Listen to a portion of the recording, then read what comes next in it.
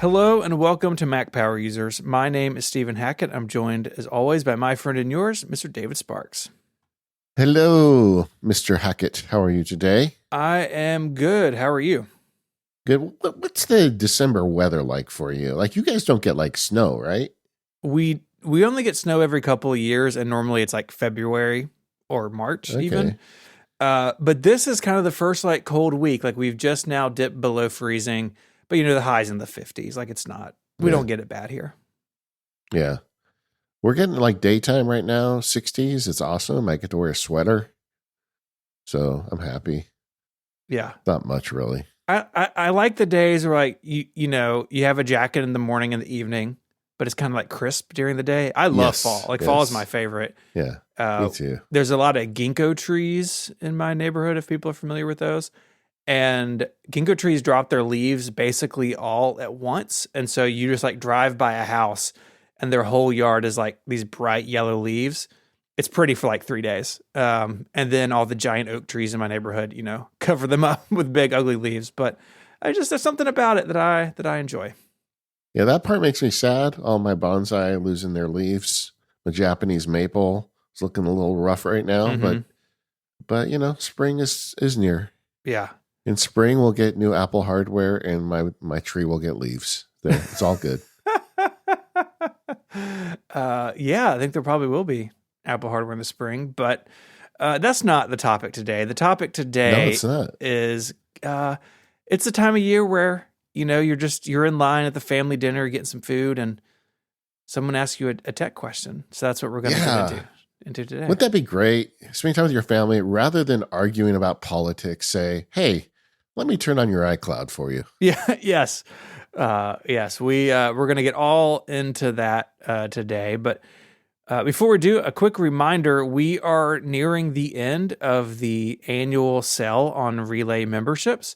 So if you go to giverelay.com, it's the first link in the show notes this week, you can get more power users for 20% off for the year, or you can support any other show on Relay. A bunch of our shows offer extra content. So this membership includes an ad-free version of Mac Power Users, and that ad-free version comes with an extra chapter at the end. This week, we're going to be talking about the sort of, I feel like, a pretty big misstep Apple made in getting out of wireless and getting out of their airport base station business, right as that became actually a really interesting market. But we cover all sorts of stuff and more power users, and it's always a real treat. And we don't say it enough, but boy, do we appreciate subscribers. That really helps support us and keep the show going. So for those of you that have subscribed, thank you. Yes, For those of absolutely. you thinking about it, go check it out. You get a deal, but not much longer. Something else I did. So we talked about last week my little Black Friday sale for the new field guide, and I didn't put the link in the show notes for where you go buy it. So I got a lot of email from MPU listeners about that, and I apologize. So I'm extending the deal an extra week, and I will have a link in this week's show notes. And sorry about that, King. The new code. What should I make the code, Stephen? How about the last one was gravy. Mhm. What's your other favorite Thanksgiving food? Ooh, I do like mashed potatoes. Okay, so we'll just make that it. Mashed potatoes. No space. Mashed potatoes for another week. Get 20% off. That is not going anywhere else, by the way, that code. So just I will have a link for you. And for those of you that wrote me, I'm sorry. I am the world's worst marketer. I tell everybody that I have a code and I don't give you the link to buy it. So there you go. Yeah, so that'll be in the show notes. So go check it out. Okay, so we talked about it earlier. You're going to visit family tech support. If you are listening to Mac Power Users, you are very likely the person that does family tech support. We've got a long outline here, and I think we just should get started with it. Yeah, and I think we're going to start with the big one. I feel like this is really common is my iPhone or my iCloud are out of space. And this one is tricky because the answers don't in some ways the answers are very easy. In other ways, they're very unpleasant. I think with iCloud space, you just got to pay Apple's ransom, right? Am I missing the point there? Like, is that what people should do? Yeah, it's tough because also because you're a Mac Power user for some reason. At least in my case, my family has associated me with Apple. Like what Apple decides to do is somehow my fault, you know? And I'm sure a lot of our listeners experience that too. Oh, you told me to get this phone and now they keep bugging me, blah, blah, blah. And I think you just own up to it and just say, yeah, this is lame. For the amount of money you spent on that phone, you should have enough storage. You and I just talked about this on the show, so I don't need to go over it again. But yeah, don't defend them because this is not that defensible. But say it is what it is, but how important are your pictures? Yeah. Are they important enough for Starbucks once a month? Would you pay the price of a Starbucks to keep your pictures? And that's what it is. And just walk them through it, help them get it set up. But I have had that uncomfortable conversation with many family members, and I have convinced them and be smart about it. Look at their storage, help them make sure they pick the right tier. Don't let them overbuy and or underbuy, and just kind of go with it. Yeah, I think for most people, it's like an emotional decision not to pay for iCloud, right? Like they either don't want a subscription or they think it's silly, but I think in some cases they don't understand, what they get for it. And that's where we can be helpful as nerdy friends and family members. And honestly, I think the photos conversation is the most important one. It's like, look, right now, unless you're plugging your phone in and importing your photos, which I would bet you money they're not, and something happens to that phone, those photos are gone. I went through this with a family member just a couple of years ago. They had their first kid, and suddenly photos are much more important to them.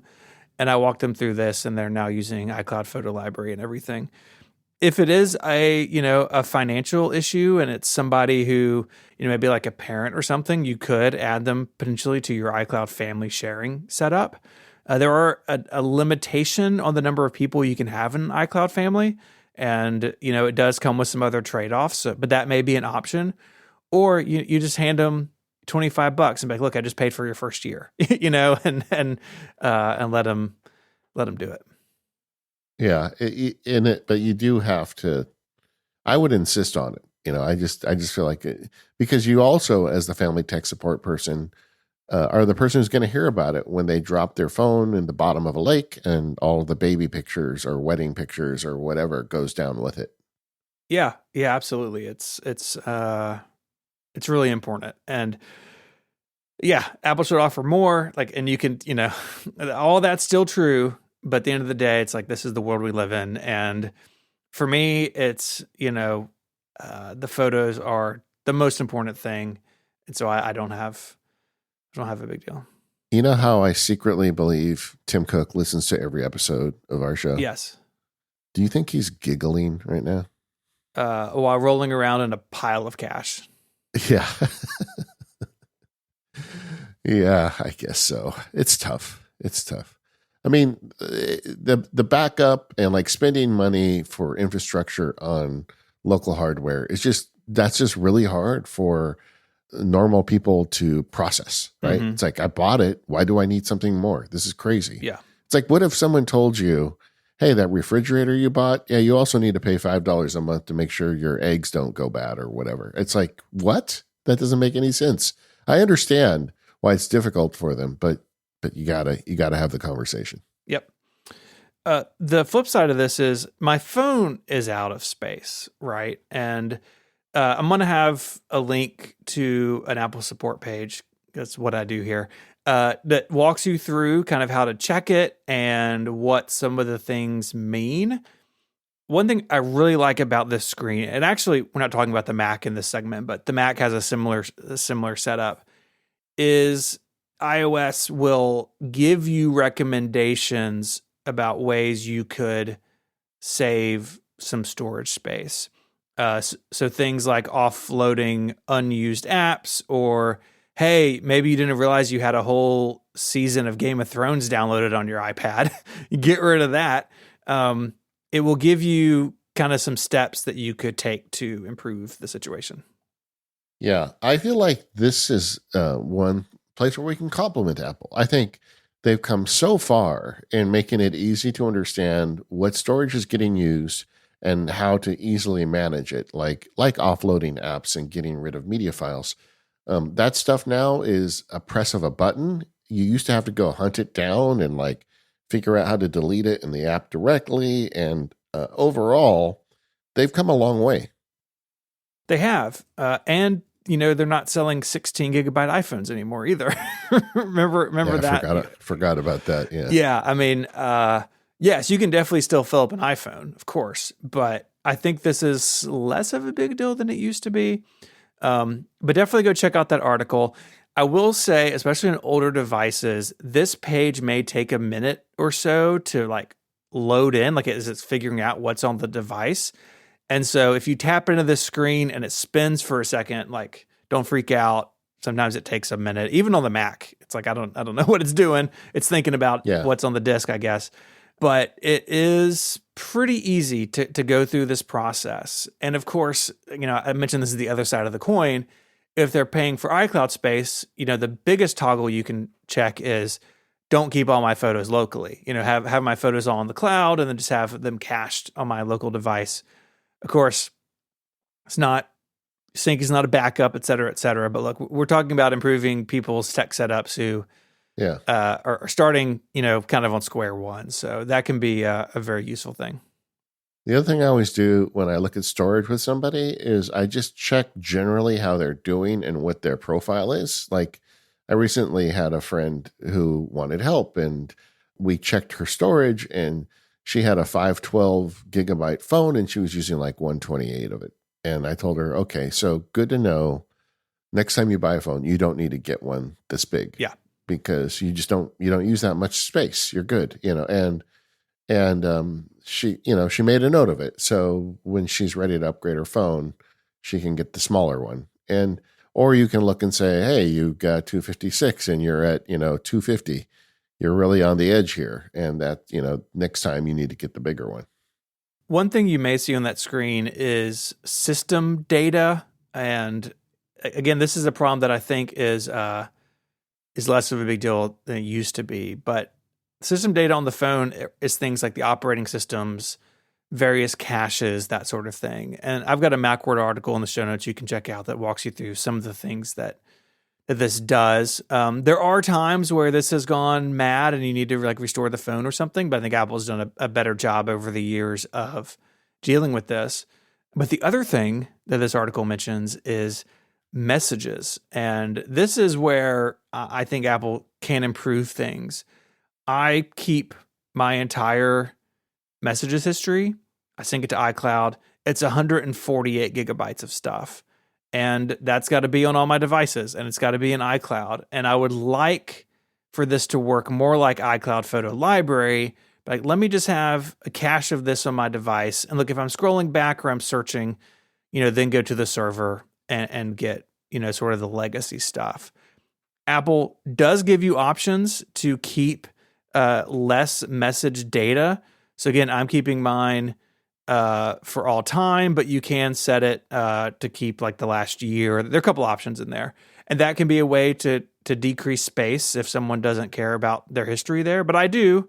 And 148 gigabytes it's a heavy price to pay for that. Yeah. Why do you keep it all? I mean, what you just are never doing? know, man. Just never know. I didn't know about that about you, Stephen. You're Are you surprised at all? Yeah, no, not really. Not really. I'm just surprised that they're not all tagged. But yeah, I didn't know you did that. But I go and blow it out once in a while and I don't think twice about it. Yeah. I just don't really, it doesn't matter, more than a couple weeks worth. But I actually I don't text much. I'm such a Luddite when it comes to like other people. So I prefer to talk to people, So I don't know, maybe it's my age. I don't know. But but I will pick up the phone. So that's cool. Yeah. But I don't keep a big history in that. But now when I think about it, if you do keep it all with iCloud, that's just a huge footprint. And I think a lot of people probably are carrying that footprint without knowing or needing it. So this is another opportunity to help somebody out, take a look at their messages database and have this conversation. Do you want to have the pictures that, I sent you last year or whatever? Mm-hmm. Can I delete some of this to free up some space on your device? Yep. What about on the Mac? I think that is a problem. It's an old problem, but still a current problem. And I see this with family members. They do bring me their Macs. My family's kind of funny. They always bring their Macs to holidays, but they tell me, hey, it's fully up to date, which tells me that they never update it until they see me. And then they update it the night before. But yeah, often they are out of space. Yeah. And that slows the machine down. And that's a problem that creeps up on people that don't know what they're doing. And it's an easy fix where you can really improve the quality of life for them. Yeah. So if you were running a Mac with system settings, it's under general and then storage. And it's basically the same screen that's on iOS and iPadOS. If you're running an older Mac, you get through it through system preferences, but it gives you a kind of a breakdown of like, this is kind of where your storage is spent and you can click into them. So if I like click into music, for instance, it has all the things in my, music video files, not music itself, but video files. And I can decide, okay, like, do I still want these? I can go into developer, right? Cause I've got Xcode set up and I can see my caches and everything. It's really pretty detailed and it lets you manage a lot of things right from system settings, which is nice. Steven, I just sent you a screenshot. I just had a discovery. I looked at my storage on my 8 terabyte hard drive. 7.53 terabytes used. That's not good. That's more than me. I'm using about 5.5. Well, I make a lot of videos for the labs and for the field guides, and I need to go through. And, honestly, I just keep the final product, but I haven't been cleaning up after myself. Mm-hmm. And I think I've got a ton of production files on this machine that probably need to be deleted or offloaded. Yeah. Yeah, that's a surprise. But see, you even catch it on your own machine. Oh, yeah. Stop to look. Yeah. Yeah, that's wild. So the way to do it is, like you said, in the settings, you can do it. There are software packages you can buy. Clean My Mac is probably my favorite. But if you're looking at your aunt's computer, she's not going to pay for Clean My Mac. But you can do it for her with the built-in tools. Mm-hmm. But take a minute, look at the storage situation. Yeah. Okay, so you got storage. Now you need to back them up. Yeah. What good are your photos if they're not backed up somewhere? And on the iPhone and iPad, it's really simple. You're backing up to iCloud or to a computer. The iPhone and iPad don't have things like Backblaze or other ways to get files off of them. iCloud backup is fantastic. It backs up everything that's not synced with iCloud. So think about notes, right? If you're syncing your notes with iCloud, they're synced. But if you have things that are locally on your phone, that's when the backup comes in. So you kind of have two ways to get data to iCloud. And it's all automated. It is really easy to just set the switch. Don't ever think about it. Your device will notify you if it is not backed up in a certain period of time. So I had this issue recently, actually, where I picked up an older phone that I keep for testing, and it signed into my iCloud account for backup. And for whatever reason, it hadn't backed up in a couple weeks. And so when I picked it up, I had a notification on the lock screen, and I could go in there and re-enable it. And it's really designed where you just don't have to think about it. And it's great because if your phone falls in the ocean or it gets run over by a car or, whatever, I don't know why such dramatic things could happen to your phone, but, if something dramatic happens to your phone or you just replace a phone. Or if a steamroller rolls over. If a steamroller runs over your iPhone, then You just sign into your new phone with your iCloud credentials and you restore from the backup. And Apple's done a lot of work to make that really seamless, and it's really easy to manage. And again, you got to pay for the iCloud space, but it is totally worthwhile. And a device like a phone, things happen to phones, and having that data safe and sound is a important thing. Yeah, agreed. How trusting of you are iCloud? Are you of iCloud? Like, you get your photos on iCloud. Yeah. That's really the only way you can back them up. So let's talk about the hypothetical family member that doesn't own a Mac, but they own an iPhone. I'm sure that's a lot of people. There's really not much you can do other than say back it up to iCloud. I mean, you can back up an iPhone to a computer, but that backup is only good for restoring to a new device. That doesn't actually get your photos off the phone. At that point, you're looking at needing to import them with something like image capture, or in Windows, I think File Explorer will actually import the photos for you. So it's all doable without iCloud, but iCloud makes it a lot easier. Yeah. And to answer my own question, I'm pretty trusting of iCloud. Me too. I mean, I think for photos and everything are fine. That being said, I do have a Mac, and I do have all my photos on my system. Like, I don't use for my Mac.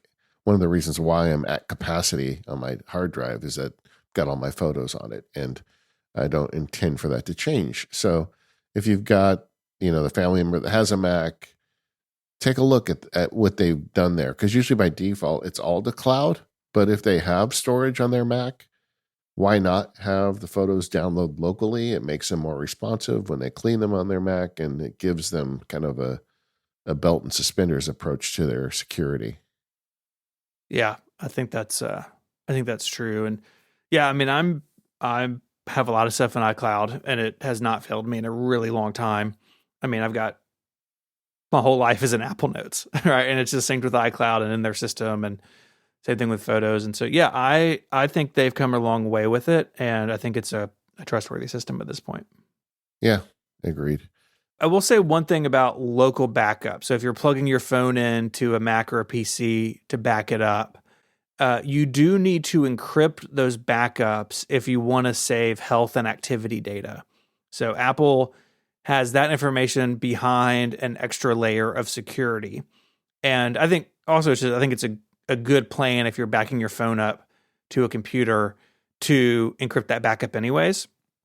And to save that password somewhere, you'll need that password to restore that backup later on. But if you do want to save health and activity data, you do have to encrypt it.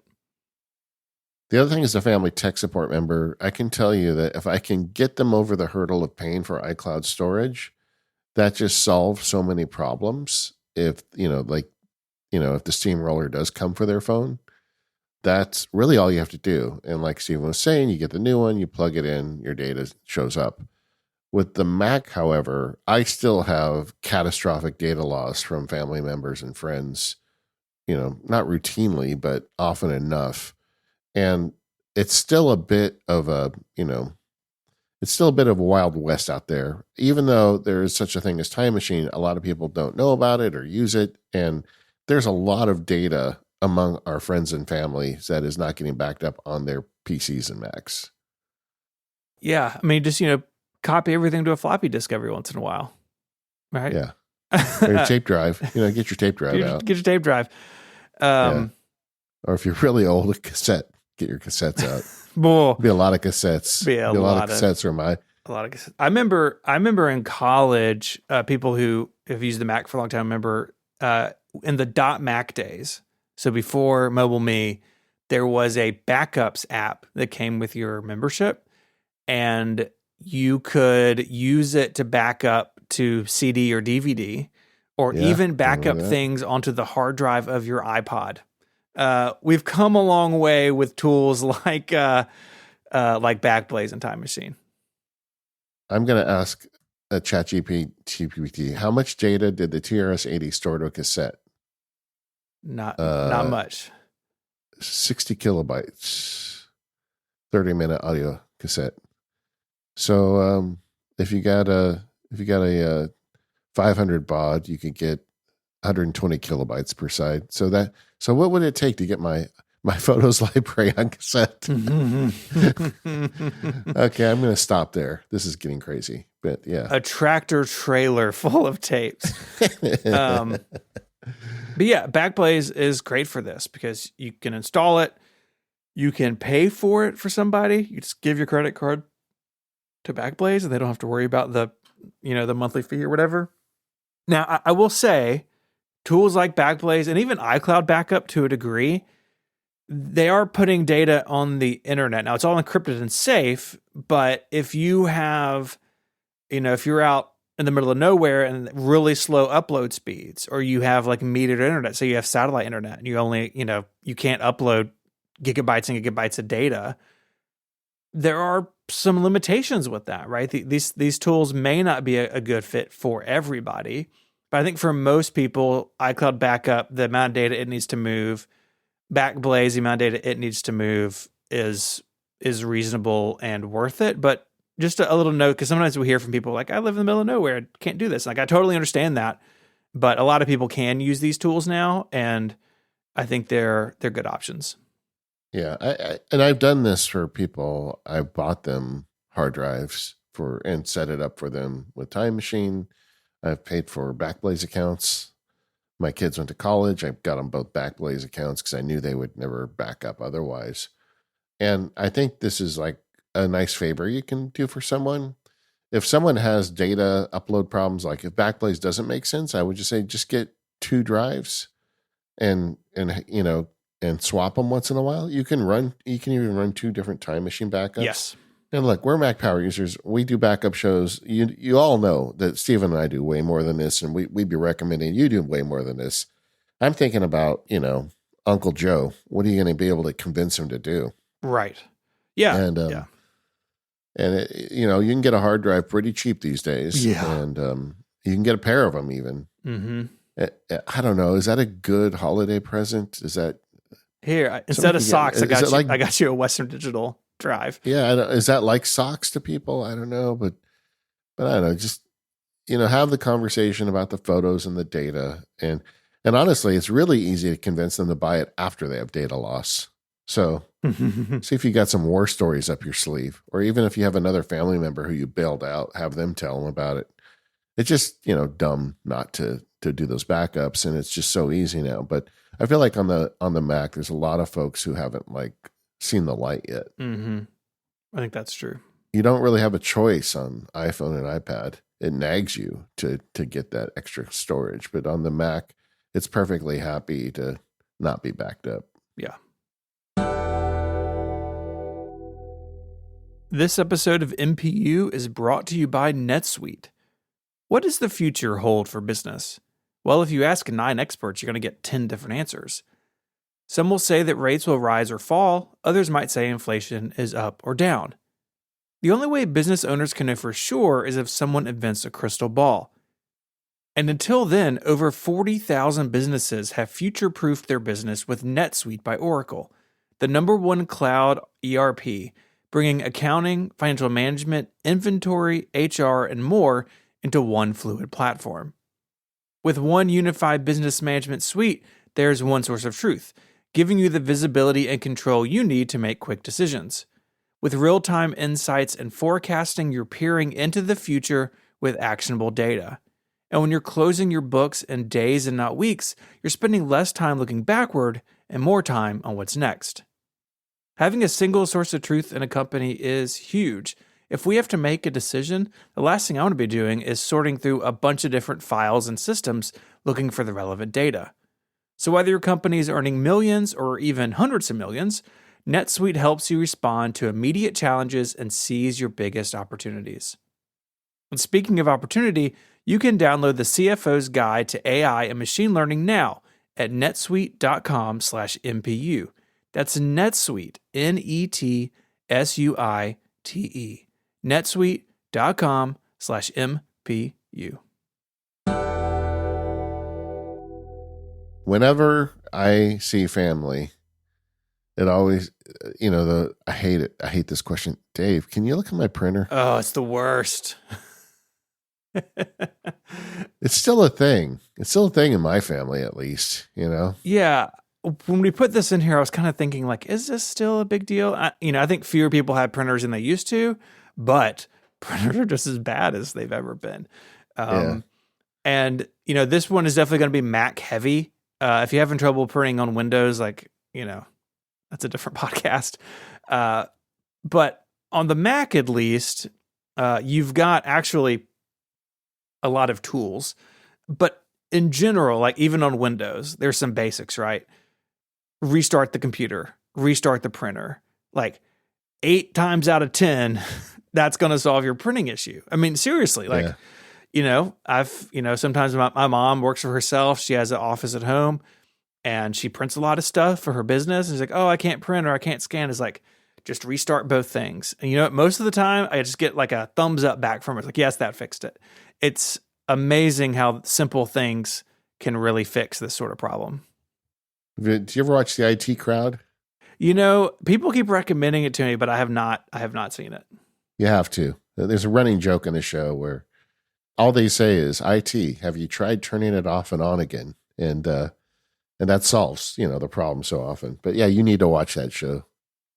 The thing too about printing is like they're physical things, right? So check for paper jams. A lot of printers, if they have a display, will like tell you like, oh, the paper is jammed.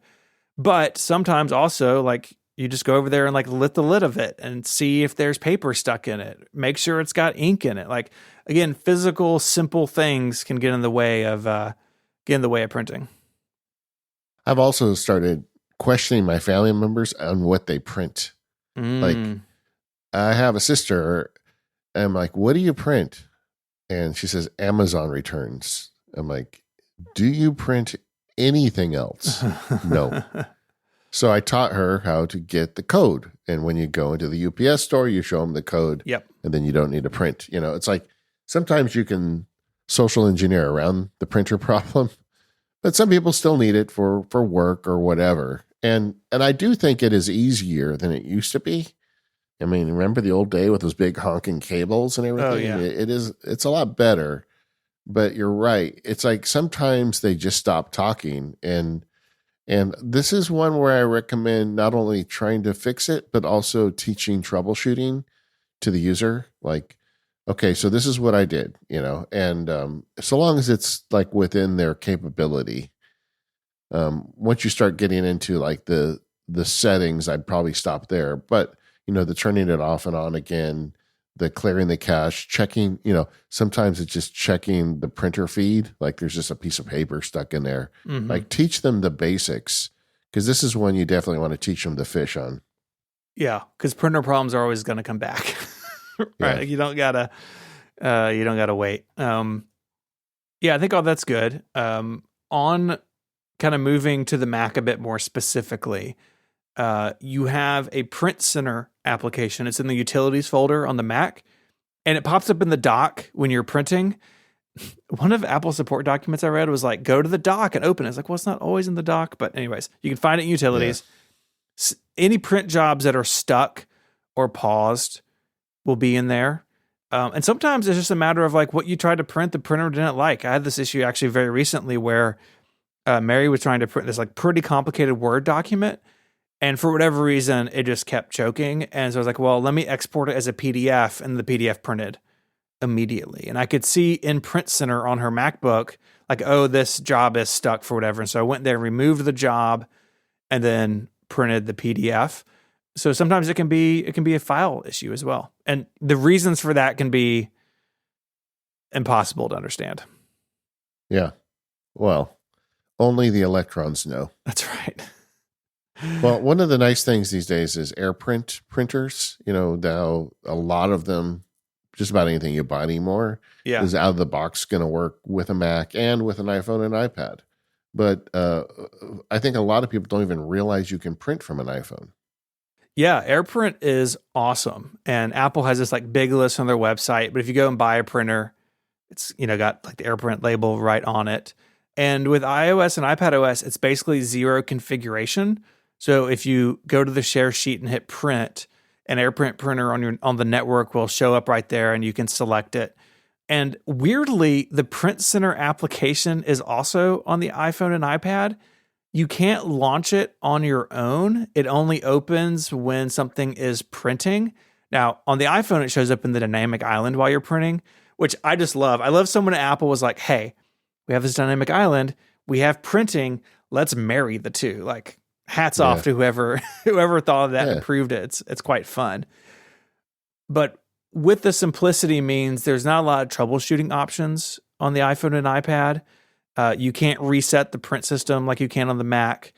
You can't remove and re-add any printers like you can on the Mac. It's really AirPrint's designed to be zero configuration. But really, I have not had much trouble printing from an iPhone or iPad. Now, I will say I don't do a lot of it, but it seems like Apple's got that down. And if I do have issues, it's things like I'm out of paper or the printer got knocked off the network for some reason. Very rarely it's an issue of, oh, the iPhone just can't print this thing that I tried. What if you've got like an ancient HP that's heavier than a Buick way before the existence of AirPrint? I mean, we all have a relative that has one of those, right? It was like in an office or something. Yeah. And they're like, yeah, I paid $8,000 for this printer and I'm going to use it until I die. Yeah.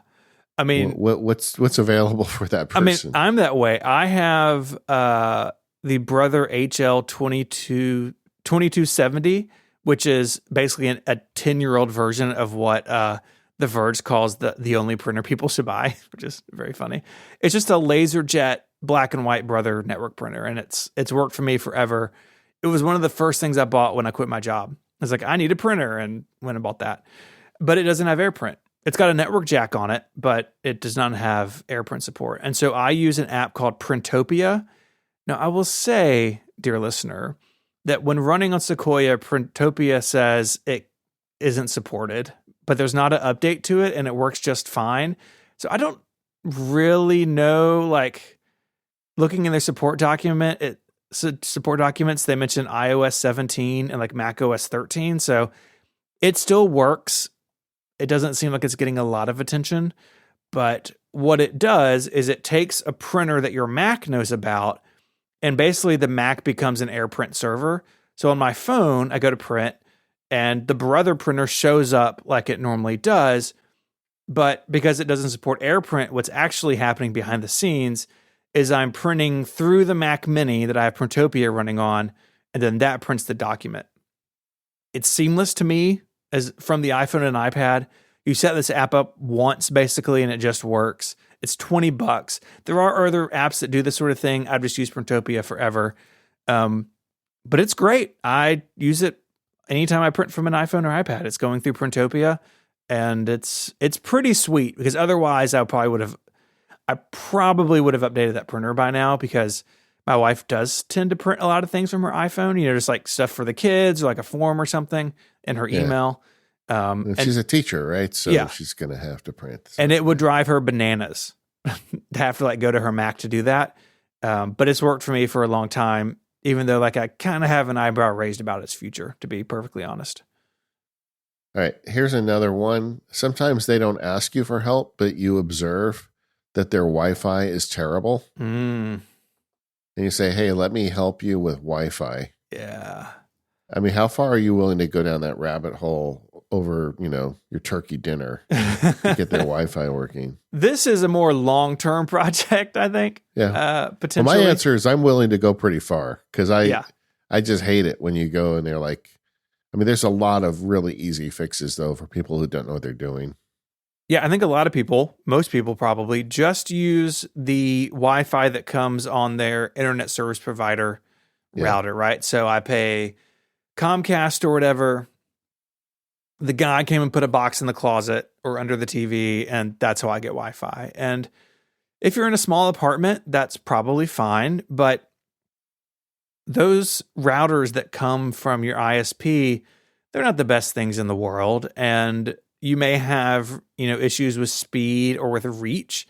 And where I have observed this over time is people adding smart home stuff, right? So they want to have a light bulb they can turn on with Alexa, or they want to have a doorbell camera, right? And the Wi-Fi barely reaches the front door, or lots of reasons you may want to extend that Wi-Fi from what you had initially. And thankfully, like you said, it is pretty easy to fix that, because you're not, regardless of what they might say, you are by no means stuck with using the Wi-Fi on the equipment from your internet service provider. You do, for most intents and purposes, have to use their router, right? The thing that the coax or the fiber comes into, you're probably stuck with that. But that doesn't mean you can't have your own Wi-Fi downstream from it. Yeah. I had a funny conversation with my ISP because they couldn't understand why I would want to have my own router. Like, but we're giving you one. Why would you want one? Yeah. But I think that the trick here is to look at internet usage in your guest, wherever you're at. And like, if the person works on the internet or if they do a lot of media consumption and you notice it, a lot of people have terrible Wi-Fi and don't even realize it because, it's always been bad. So how do they know that it could be better? And then you can have a conversation with them about mesh and the other options available to them. Yeah. And I think mesh is probably the way to go for most people. So this is multiple access points that all kind of work together. So things like Eero or the Netgear Orbi, those are two popular brands that, it takes a little setup. Most of them, I know Eero, I think Netgear as well. You manage them from a app on the phone, right? And it's pretty easy to set up. They kind of walk you through it. And even their websites will give you an idea of, how many, like, do I need a 3-pack or a 2-pack or whatever? And it extends that wireless out. And this is unlike, if you back in the day, you had like Wi-Fi extenders and they were pretty slow and kind of buggy. Like, these systems work really well. It's come a long way. And I think you really can't go wrong with either one. Yeah. When I go into sales mode on this, I often will just go on their internet and do a speedtest.net run. They've got apps where you can just go to the website. And like, I went to a family member that had 15 megabytes down, and I have 2,000. And I said, yeah, I have 2,000 and you have 15. And you could have a lot more than 15, And it's just, and then the conversation starts. And you're right. It's not that problem you don't solve while you're digesting turkey, but you start a conversation. That's right. Maybe you go over there and set them up after they buy them. Yeah. But they're forever thankful for you because suddenly the movies show up and the work uploads happen faster and all that. Mm-hmm. Yeah, it's an easy life improvement kind of thing. When you are shopping or recommending, Wi-Fi has gotten kind of complicated. There's Wi-Fi 6, 6E, and 7. They're kind of the three kind of current standards. They're basically trade-offs with speed and reach. I think for most people, Wi-Fi 6, or if they're feeling fancy and have the money, Wi-Fi 6E, probably the way to go. No one needs Wi-Fi 7 at this point. Like, very few devices support it. And it is faster. Like, Wi-Fi 7 on my phone and Wi-Fi 6E on my MacBook Pro, like the 7 is faster, but it's not that much faster. And the expense goes way up. And if you're talking about like a family member who's coming from like a Comcast box stuffed under their entertainment center, Wi-Fi 6 is going to be such an improvement. There's really no reason to spend a bunch more money unless you just want to. Yeah, you hit the hockey stick shows up when you start buying Wi-Fi equipment. Yep. And for the type of upgrade we're talking about, you don't need to get anywhere near that vertical jump. Yeah. The other thing you want to do is, in addition to running something like Speed Test, is you may want to get a Wi-Fi sniffer app. They're out there. And they're in the App Store. We've talked about them on the show. I don't know which one I've got running right now, and I'm not at my phone. But you can get data on what the local Wi-Fi networks are. So you want to look for channel overlap. Like a lot of times, if you're visiting somebody, it could just be a question of them being on the wrong channel. And a lot of these systems will have like automatic channel detection, where they kind of have the sniffer built in and look for congested channels and work around them. But yeah, that's a great tip too. And I think these companies, Eero and Netgear and others who have these mesh networks, like they know they're being set up by kind of normal people. Like my Unify stuff is very complicated and I definitely don't understand all of it. But like these systems, iPhone apps is set up, right? Relatively easy. Let the auto configuration kind of take over. And this isn't as hard or as nerdy as it once was, which is a good thing. Yeah, but I mean, like the channel sniffer in an Eero will figure out what channel to put you on. But your local cable company router, Yeah. it's not going to do that. Nope. So you can help out there if you want. This episode of the Mac Power Users is brought to you by Squarespace. Go to squarespace.com/MPU to save 10% off your first purchase of a website or domain using the code MPU. Do you need a website? I've got a no-brainer answer for you. Go to Squarespace. Squarespace is the all-in-one website platform for entrepreneurs to stand out and succeed online.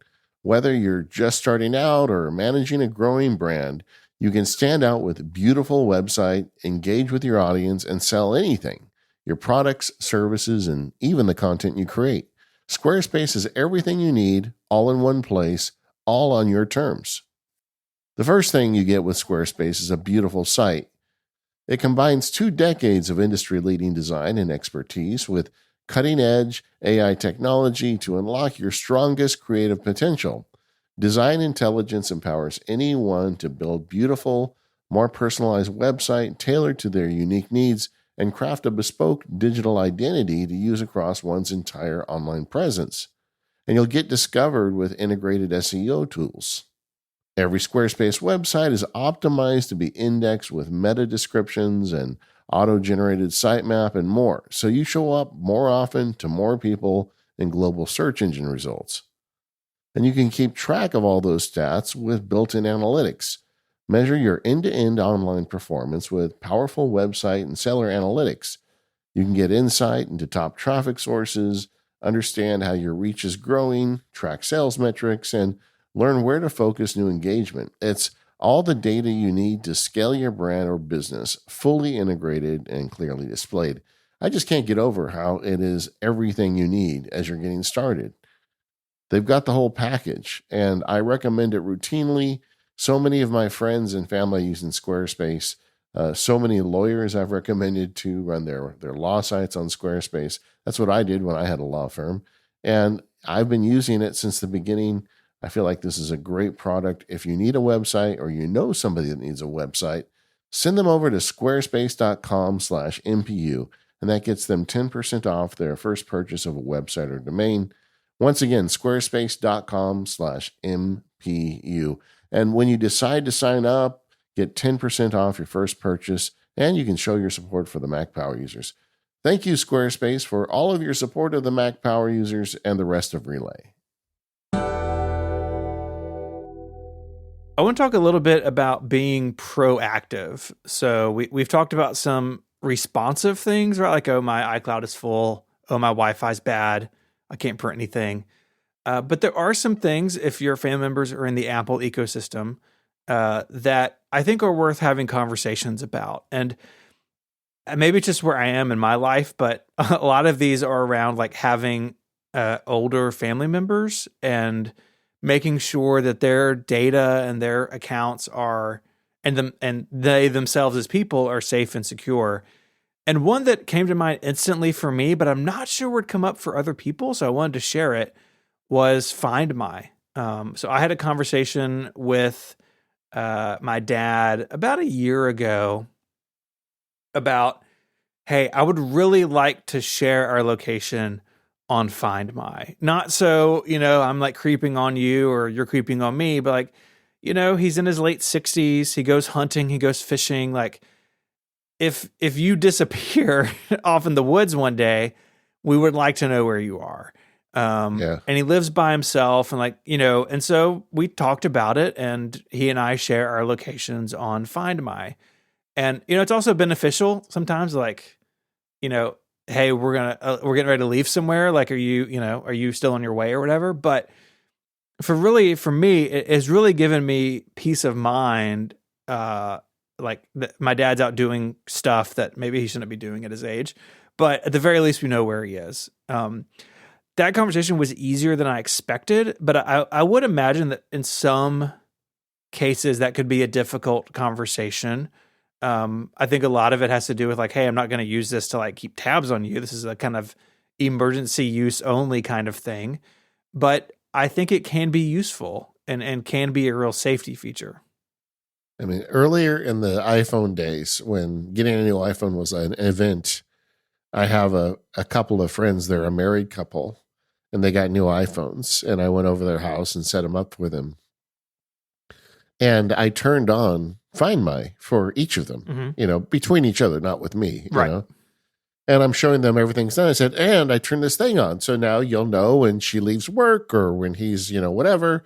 And they're like, what? they both completely freaked out that they had the ability to see where the other person was. And they were both like, turn it off, turn it off. And I look at those two and I'm like, huh. Yeah. So be careful when you do that. I think Steven's approach was much better than mine, where I just turned it on. But yeah, having that conversation, we have a lot of our family members, to answer the question, that we do that too. We share with a lot of it intergenerationally. And in addition to being a safety thing, it's also just nice. Like, when, like you said, when they're on the way to the house, you see, and just, it makes it easy when you're doing family gatherings and whatnot. But there's a lot of benefits to it. But the way you set it up, I thought makes a lot of sense. Think about the conversation, how they might react, and try to make it work. Yeah. I would throw in this bucket too that AirTags are perpetually on sale, and having an older relative having an AirTag on their keys or in their car, even, also useful. They also make really nice stocking stuffers. Like, get a 4-pack of AirTags and spread the love around. Yeah, I have a Find My for my dog, but it's a separate product. It's called the Fi Collar because it's always on. And she's a flight risk. But yeah, there's ways you can do this that are not creepy. And like I have it with my kids who are adults now, but it's just always been the case. They're on the family plan. And I joke with them that, hey, I pay your phone bill. I need to know where you are. But it's not that way. I can't think of the last time I looked where they are. But if they didn't show up for something, if they went missing, I would want to know where they are. And so long as you're not creepy about it, I think you can make this work. I think an even more difficult conversation, but important one with older relatives is the legacy contact stuff, which is relatively new. And I'm sure a lot of them haven't hooked it up yet. Yeah. So this is if something happens to you, who can access your Apple account. And we think about the things that are in iCloud now, photos, notes, passwords, if they're using the Apple password system.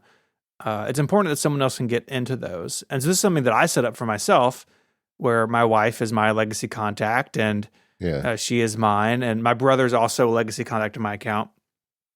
And yeah, it's awkward. Like, it's weird, but the reality is, like, having older parents or relatives, iCloud legacy contact may be the least awkward conversation you need to have. And it's an important thing, and not just if someone is older. I really think this is worthwhile for anybody with an iCloud account. Sure. Yeah. My wife and kids are my legacies, but yeah, just turn it on. None of us are getting out of this alive. Make it easy for everybody. Exactly. Yeah. Same thing with, like, we use 1Password. I have like the 1Password recovery stuff printed in our lockbox. Like, something happens to me and you need my stuff, like, this is how you get into it. The other thing I did with 1Password is I put my 1Password in Daisy's 1Password vault and hers in mine, if that makes sense. Yeah. So we can get into each other's vaults and don't have to remember it. Yeah, that's good. Another thing that I think is less important than the legacy contact, but I think it's worth talking about because it's in the same kind of ballpark, is advanced data protection, where more content is encrypted and you can turn off access on iCloud.com. I'm actually not sure I'd recommend this for everybody because you do have to keep that encryption key. And if that is lost or the recovery key is lost, like, then you're potentially in trouble. I have it on my account, but I think this is one where like you need to kind of feel out where the other person is, but it is a good option. If anything for yourself, like if you're on top of this stuff and you haven't turned this on, I think it is a good feature, but maybe a bit much for everybody. Yeah, agreed. It's good for nerds and conspiracy theorists. You know, Yeah. we all got Encryption is that good. That's not what Cooper- I'm saying. Like, it's just a matter of Yeah. like the ease of use kind of thing. I worry about with maybe an older user or a user who's not Yeah. as savvy. Totally agree. It is a good thing though. Passwords. You know, you guys have heard the 1Password ads. I have sold my whole family on 1Password. Apple now has its own passwords app. If you got people who don't want to spend money on it, you can get them on it for free now. It's just always good. We have more talking points later about phishing and whatnot, but you know, it doesn't hurt to have a conversation as the representative nerd about passwords Yep. and why they're important and how bad passwords are so easily guessed. You know, they just released the annual update of, you know, passwords. I think the most common one was 1, 2, 3, 4, 5, 6, and Mhm. you know, password and like just the dumb passwords people use. And sadly, at any family gathering, I'm sure at least one of my family members is using one of the ones off that list. Yeah. I think we all probably have folks who are doing it. Yeah. Yeah, and I think the Apple Passwords app, like if they're all up to date, you know, because it does require the newest versions of iOS and macOS, it doesn't meet my needs, but it would meet the needs of a lot of people. And if you've got that family member whose, you know, passwords are on a legal pad next to their iMac, like this is an improvement over that by a mile. And it syncs them and you can show them how to, you know, make sure their passwords are different between their major accounts. Like I think that's the biggest thing. And again, we're talking about security stuff in a second. But my like top level priority when talking to somebody about passwords is the very top, your email password and your bank password should not be the same. Like let's just start there. And email in particular is the way into almost everything on the internet. Right? If they have your email, they can reset a password and those go to the email address on file and then it's over. And so email and bank accounts, good passwords, different passwords, like let's get that done and then we get to talk about the other things.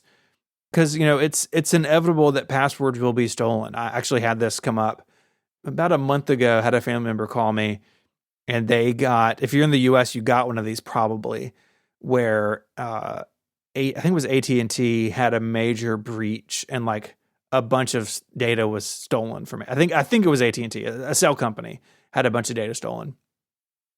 And they were obviously concerned about it. And they were like, you know, would something like a VPN protect me from this? It's like, well, no, like, you know, VPNs do very specific things. But when there's a breach like this, the data was stolen from that company's servers or database or whatever. Like it wasn't in flight. It was nothing you did wrong. They did something wrong or they were the ones who were attacked. And that's when a different password for everything really comes into play. And for me, like, you know, when that happens, when I get those emails, I got a letter in the mail the other day from an old health insurance company, like, our records were breached and your stuff was in it. It's like, well, you know, it's a real bummer that someone has my name and date of birth and stuff, but they're not going to do any damage to any of my other accounts because, you know, separate password for that and everything else. And so, at the very least, email accounts, bank accounts, good, strong, different passwords, and then go from there. Yeah. I don't even think this episode is sponsored by 1Password, but one of the features they have that I really like is Watchtower. Yeah. I think it's worth mentioning where they keep an eye on the depositories of passwords, and so they'll check your list against known breaches. So because sometimes the people you work with don't tell you when they've had a breach, which they're supposed to, but they don't always. Yeah. We've already talked about photos. I think, you know, just convince them to pay for iCloud. I guess that's the one thing you have to do. I think that is the number one thing. I think anyone, we said it earlier, anyone looking at their iPhone objectively, that's the most important thing on it. And so iCloud Photo Library is so easy. It's all built in. It's super easy. There are other things like Google Photos is a good product. I like it. But uploading from the iPhone in particular is dependent on the Google Photos app being open, right? It's not doing it in the background automatically. And if you're one of those people who like force quit all their apps, it's not going to be running. And so if you're on an iPhone, iCloud Photo Library, I think is the way to go. And then of course you can import to a Mac or PC every once in a while, but iCloud Photo Library is the answer, honestly. There's another area I'd like to discuss that I think you need to bring up with family that people aren't keeping up with is just kind of the security and phishing threats to non-techies, which I think is getting and going to get much worse over the next few years. And I think people are really unaware of it. And I'll just tell a story. My one of my family members saw, had a pop-up on her Mac about Microsoft, and it says you need to update things. Of course, she didn't have any Microsoft software installed. She called a number. She gave them a credit card. She let them install software. And I mean, she was completely owned. And to this day, I have to argue with her about that. But like, she still thinks that it was Microsoft and they were helping her. And this lady's pretty old, so let's give her some grace. But that's exactly the kind of people that are getting preyed upon now. And it's not like the old days where you got an email, a phishing email, and they spelled half the words wrong and everything was bad. A lot of these people have got very sophisticated. And I think, people like listeners of this show probably aren't going to get caught in most of these traps. But for our family members, they're not aware of these things and they are getting caught. Yeah, it's so common for someone to get an email or a text. Like literally yesterday, I'm looking at Notion, preparing, for the show, looking over the outline, and I get a text message that looks like it's from the post office saying, "Oh, you've got a package. Check this link to see what happened to it." And it's like the link looks so bogus. Like it is not a USPS URL. But someone not paying attention or unaware would click it, and God only knows what happens at that link, or if you click it, like what it wants from you. And in emails in particular, too, like someone can make an email that looks a lot like an official PayPal email or an official Apple email. It's like, oh, your iCloud space is out. Click this link, and it happens all the time. And people click the link or call the number, and they give a password over, or they give a credit card number over, and then it's all bad news from there. Yeah, I mean, I got one this week. It looked believably from Apple saying, you just renewed your YouTube account at $300, sign in here to make changes. Like, and someone looks at this and says, I didn't pay YouTube $300. I'm going to sign in and turn this off immediately. Well, as soon as you sign in, then you're cooked, and this happens to people. Like I said, I think a lot of our listeners have heard enough of this that they know, but I think there's a lot of people in your family that don't, and they're not even aware that this stuff is going on. When I was a lawyer, there were various scams, and lawyers would get trapped in it just because they didn't know. But once you knew about it, you could see the telltale signs of it. Urgency threats, spelling mistakes, and grammar. That still is a thing, but it's not always. You can't rely on it like you used to be able to. A lot of these people are getting, like I said, they set up whole centers. There's countries in the world that people create businesses that do nothing but try to scam people. Yeah, and they have a business plan, and the employees get insurance, and the whole thing is designed to do this, and they're very good at it. Oddball URLs is another obvious giveaway, but you can't count on any of that stuff anymore. And then it gets even worse from there, because then you have like social engineering stuff people are doing. One of the scams was, I had read, and this was being run out of a foreign prison, where they would call you and they would scream like it was your kid being kidnapped, and they'd say, give me, send me this much PayPal or whatever, or I'm going to kill him. and people would do it, even though their kid was perfectly safe in school or whatever, Yeah. because, you hear your kid crying. Well, just think how bad that's going to get with the arrival of artificial intelligence where they can model your kid's voice. Yeah. And you hear your kid on the phone, but it's not your kid. It's a computer model. It's just like the IRS stuff I get that one all the time. Mhm. Hey, this is the IRS. We're on the way to your house. We're going to arrest you. You didn't pay your taxes. It's like, damn, you want to get triggered? I mean, look at that. And it's like, there's a part of you like, what? I thought I paid my taxes. So people get caught in this stuff. And it just, forewarned is forearmed. Yeah. And it's a matter of some of the simple stuff, right? Like having some awareness about URLs, right? That, Apple is probably not using URL or an email address that isn't apple.com. PayPal is not texting me a link that has a bunch of letters and doesn't end in paypal.com, right? Some of these are tricky, and it can be difficult to educate people, but there's also, it's like the simple sniff test, right? Like, does this seem right? Does this URL look like what it is supposed to? An easy way to do this in mail in particular, if someone gets an email and it's a bit weird, go up to the sender and just look at the email address, right? Does it match? Does the domain name, the .com or .net, whatever at the end, does that match what it's supposed to be? And if it looks like it's from Apple or PayPal, but it's from a Gmail account, like not what it's supposed to be. Yeah, I give a couple rules to my non-geek family. One of them is never call a phone number in an email. Like if you get an email and it says it's your bank and they want you to call them, go on the internet and look up your bank's phone number and call that number. Yeah. Don't call the number they give you, because that's a common thing that happens. The other thing I tell them is nobody is ever going to text you or email you and ask for your account name and password. Yeah. Like if they're asking for that, it is absolutely fraud. Bank of America is not going to say, hey, we need you to log in. It just, they don't do that, And then the third rule I tell them is if there's any question, call me. Yeah. I'll be your lifeline here, Yep. And I have a few family members that do that. Like sounds like you have one too. And I don't mind that service at all. It's my free service to my family and friends. Like if something sounds fishy, let me know, because it probably is.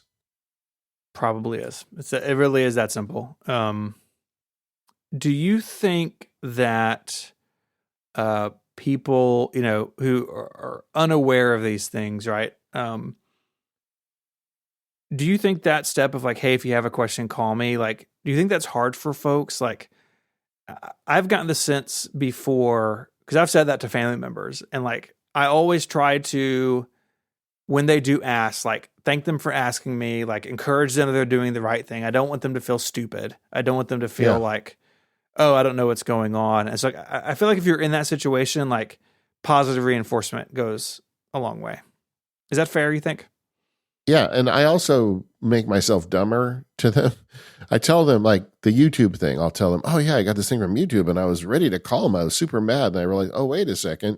Whereas, I knew immediately what it was. But I want them to kind of go on the emotional journey with me. The other thing is I have told them some of the horror stories about the fake kidnapped kids and stuff, just to give them an idea of the scope of the problem. There's just so much going on out there where people are just doing terrible things to other humans to make a few bucks. Yeah. And they're able to do it at scale because of the internet. And like I keep saying, the real penny to drop here is artificial intelligence and voice. Like if you're in the call center business, you should get out of it, because the AI voice assistant stuff is so good now that that's just going to take over, right? So what are those call centers going to do?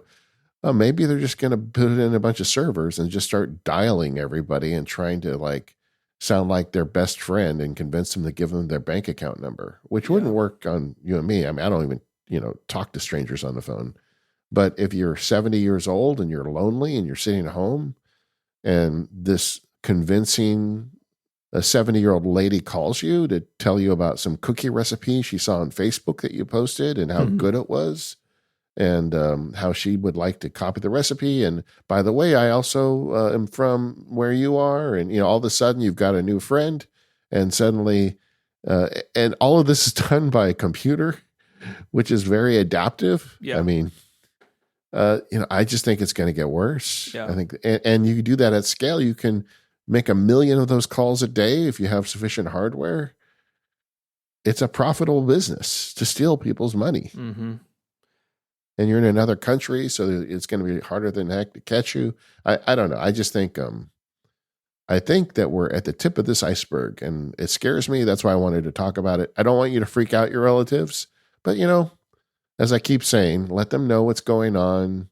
Tell them that other people are getting caught with this. Don't want them to be that way, and let them know that you're a resource available to help them with this stuff. Yeah. What do you think people should do if something goes wrong and they realize, or you realize, that their information or something has been stolen, or if they're on like a PC or something and computer's been taken over? Well, you turn it off and unplug it. It's such a silly thing. I used to have clients. They're like, my best salesman just left, and suddenly my customers are disappearing. And I would say, go to your server and disconnect it from the internet, because there's a good chance that guy's in there right now. But that's, it's that simple at the beginning level. Yeah. Get a hold of the bank and the credit card companies. They have fraud units. They're all set up to do this. I know the Federal Trade Commission has a website called identitytheft.gov. You can go. That's for U.S. listeners, but your country may have something similar. Local law enforcement, although I think that's less. I just don't know that they do that much, because it's happening at such scale. Mm-hmm. But the banks and credit card companies are very tuned into this stuff. A lot of times, especially if it's credit cards, you'll have some sort of insurance. But with bank fraud, if they get into your account, a lot of times there isn't a way to get that money back. Yeah. And it's scary, but it is. It's just, and I think our regular listeners are unlikely to get trapped in this stuff, but I think there's a lot of people out there that especially these robot voices that sound so convincing. If you don't believe me, download the ChatGPT app and start talking to it. Just see how convincing it is. I forget it's a computer at some time. I was sitting here the other day talking to it about, Socrates, and it's like having a nice conversation with a person. It feels like it after a while. And there's a lot of lonely people out there with money in the bank. Mm-hmm.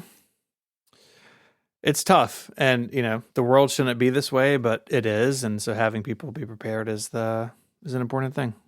Yeah. And it's a line, right?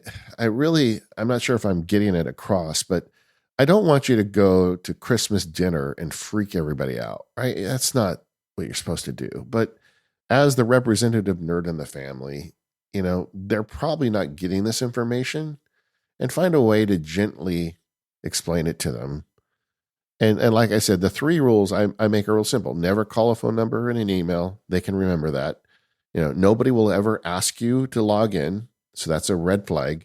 And I'm here to help you. And like you said, help in a positive way. Don't say, Grandma, you're such an idiot. Don't do that. Be loving and help protect these people. Happy holidays. I know, right? Like, where did I just go with this? I don't know. No, it's important. It's really important. Yeah. Well. Okay. Well, on that note, I think we've done it. Yeah, I think we've done it. Family tech support. Yeah. Also, don't put peanut butter in the DVD player. Okay. It's never good. Good. Glad we cleared that up. Yeah. Most importantly. Does anybody have DVD players anymore? I was getting ready to ask.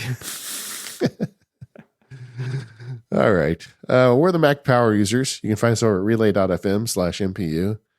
We don't try to scare the hell out of you in every episode, but apparently we did that today. Go to relay.fm/MPU to learn more. Sign up for membership. Get that deal while you still can. Why not? right? Yeah. Sponsors this week, NetSuite and Squarespace. Thank you so much for your support and helping us keep the lights on. We'll see you next time.